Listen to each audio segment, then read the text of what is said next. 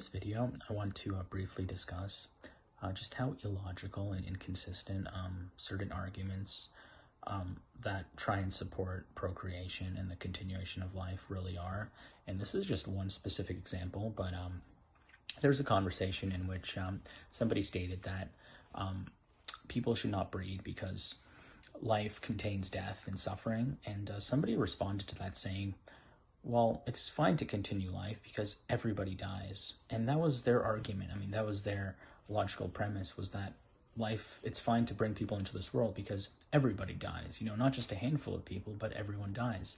And it's really ironic that somebody would try to use that to justify life, because recognizing that everybody dies is something that supports antinatalism, not pronatalism.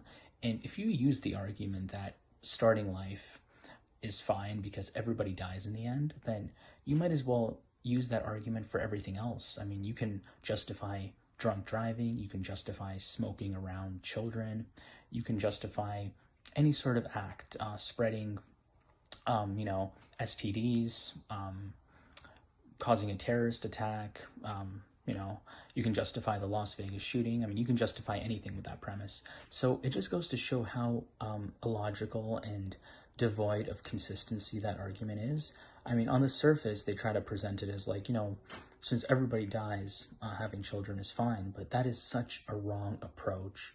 That is such a wrong way of thinking. It just absolutely desecrates logic and rational thinking. And unfortunately, most people are deficient in logic and rationality, and they just use silly things like that, silly reasoning. I mean, it's not even reasoning, it's just absurd.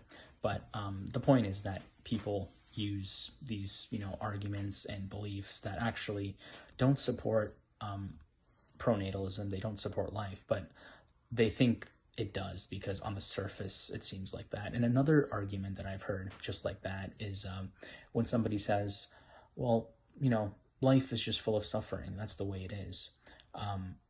Suffering is natural. Well, the fact that suffering is natural, the fact that suffering is an inherent part of life, is not a reason to justify life. It's the opposite. So this is just, you know, something that I see coming up often, and I just wanted to talk about it briefly.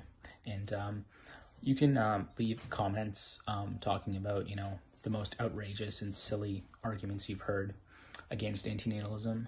I'd love to read those comments, and please subscribe to Diane's channel. Thank you.